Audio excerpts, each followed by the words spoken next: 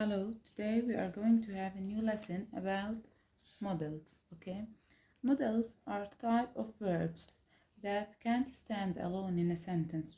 This is the first thing you have to understand. They can't stand alone in the sentence. And we can't say, I can. What can you do? You can't say, he should, unless it's an answer for a question, okay?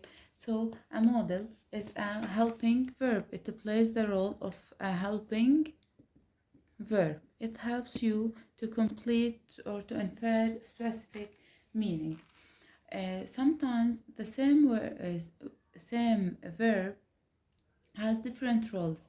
Some verbs are main in a sentence, and they are in other sentence they are modal auxiliary.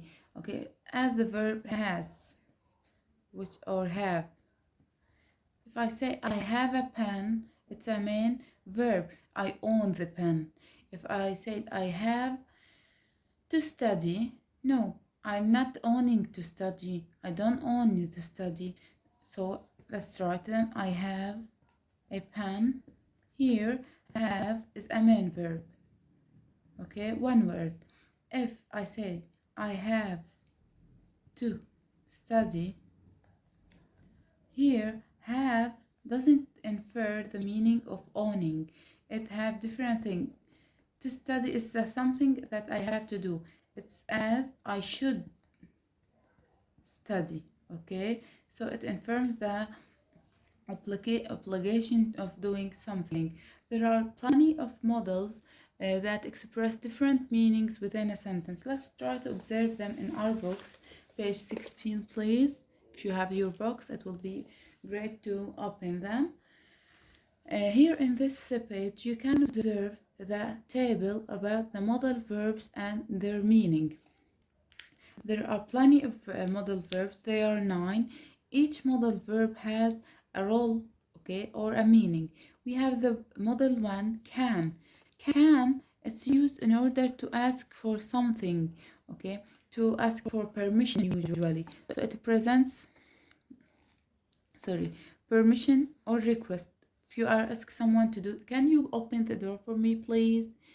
Can you help me? Can you carry this? If you are asking for a request, okay? It has also presents the ability and willingness or possibility conditions. For example, I can write English. I can read English. She can swim. Here we are talking about what can she do, about her ability of things. The second model one is could.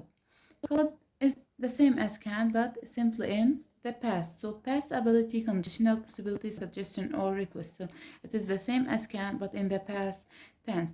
For example, I could swim years ago, but now I don't. So it expresses my ability in the past. The third one is may. May is used to ask for probability or possibility. It's so polite. Yeah. May you open the door for me, please? May I have this pen? May I have the sharpener? Here, polite request. It's mostly used for formal language. The fourth one is might. Might is not for certain. I might come to your house today, but I'm not sure. I may come, I may not. So it's for possibility also, but when it is not certain. So it's a suggestion. You might consider riding a bike instead of taking a bus. Here giving suggestion. The fifth one is must. Must infer that this something is very necessary to do. You must study hard, okay? So it's a strong obligation. So it's something that you have to do. You must pray the 5 prayers. You must fast Ramadan. These are the obligations that they are very essential, okay, to do. The sixth one is has or have. 2. The one we have just discussed in our first example, it infers a strong obligation, what you have to do. For example, Mahmoud will have to study to pass the exam. This is a must. In order to pass, you have to study. Seventh one, should. Should means giving suggestion or recommendation or expectation. You should work hard. The bus should be here soon. It means that something that would happen or it is mild, moderate, okay? May happen and may not that strongly. Well, well, it's future intention, what you are willing to do.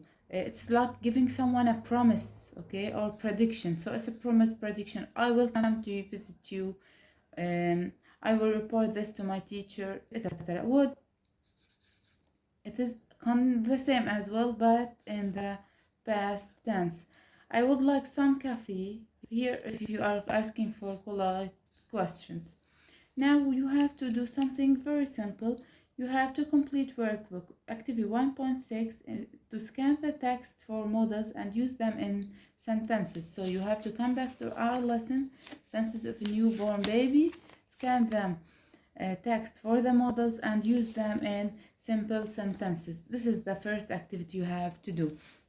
The second part, to assess your understanding of the usage of each one, there are different models here, okay? You have to fill in the blanks with the suitable model to the meaning.